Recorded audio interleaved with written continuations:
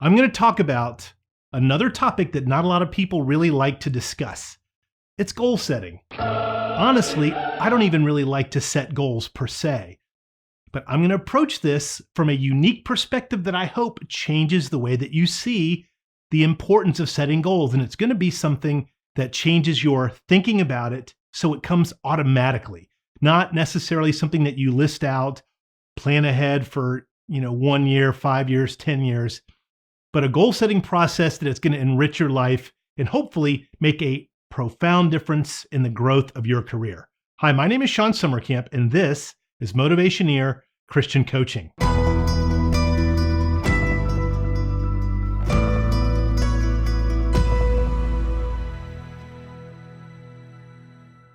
Don't forget to like and subscribe to this channel. Please hit the bell icon so you can be reminded every time I post a new video, which I do 2 times per week. Please also consider becoming a member at motivationeer.com. Your membership really supports this channel. Thank you. Okay, there are so many systems for goal setting. I don't want to bore you with all of the books that's been written, all the experts per se. I am going to talk about an age-old way of setting goals that you've probably learned or been taught by your company, that if we can get our minds to think like this automatically, it will make a difference for how we pursue and achieve goals. First of all, there is some statistics that show that people who only keep their goals up in their head, a small percentage of the time actually achieve them. Getting them out on a piece of paper, as you listened to me talk recently from the Zeigarnik effect, that's going to relieve stress, and we know it will help us achieve what we're setting out to achieve. So how can we write these things down in a way that makes it more likely for us to achieve them, or less risk for not achieving them?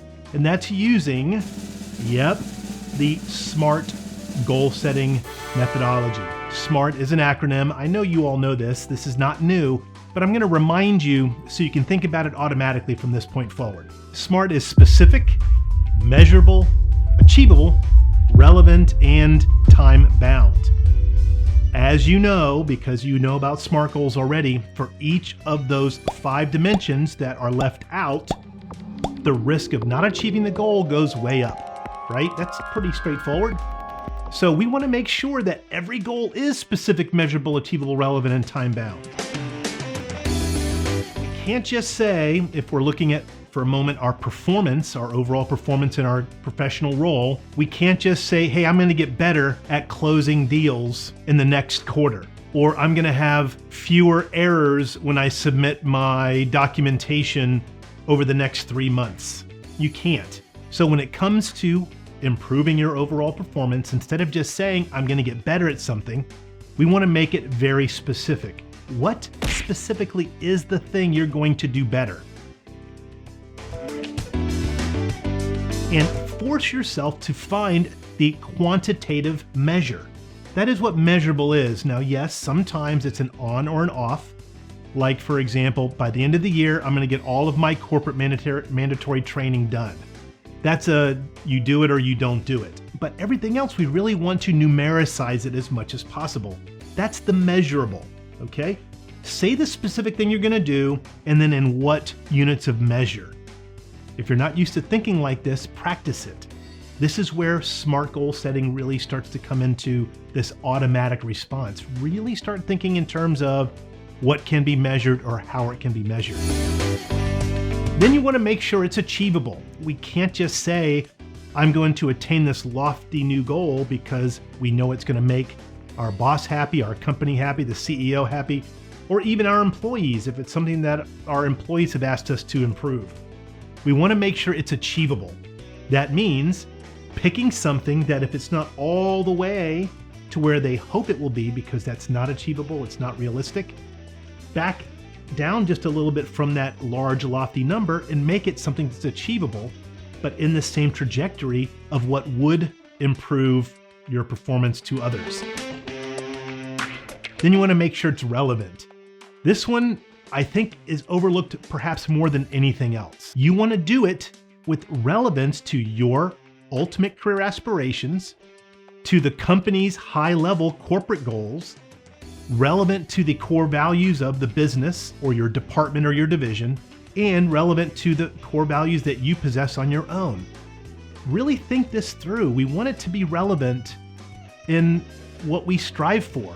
It will make it more meaningful for us and certainly more achievable. If we pick a goal that is, let's say, a stretch goal that might not be quite as achievable as we would like, but it's very relevant to a lot of the things that we aspire to, we're going to push ourselves harder to even reach farther than we thought we could. And then ultimately the T in SMART is time bound. This is something that I think a lot of other people miss when they're doing their annual performance goals. You can set periodic milestones to reach the ultimate goal and make each of those milestones a specific target date. Then it becomes very easy to check your progress. And like anything to do with forecasting, we can't tell the future. So you can make a forecast. If it's a large, lofty forecast and you're making a specific, measurable, achievable, relevant forecast for a big goal with a one timeline, then it becomes a hit or a miss. But if you break up the time bound into milestones, you can check your progress and adjust along the way.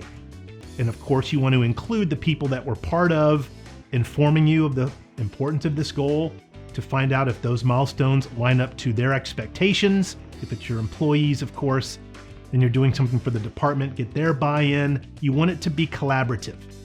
That's what makes a great leader, learning how to collaborate up and down the chain of command, both. And of course, next to you, get input from other department heads on what they're doing to pursue their goals or how they're making milestones to achieve them, etc. SMART goal setting, we have all heard it. If you're in a company over 100 people in size, you've been taught or trained SMART goals. In fact, you can probably find it inside your corporate training archive somewhere. It's not something that's very appealing to do. When we start thinking automatically specific, measurable, achievable, relevant, time bound, what we actually become is proficient at risk management. That's ultimately what it is. This is a productivity series hack, so to speak. Get used to, practice always, everything you do, setting SMART goals. If your goals aren't SMART, they're dumb. Thanks for watching. Please like and subscribe for 2 new videos each week. Tell me in the comments below about your career situation and I'll make a video for you with a shout out. You can also become a member at motivationeer.com. Your career is not just a way to make a living, it's a way to transform the world.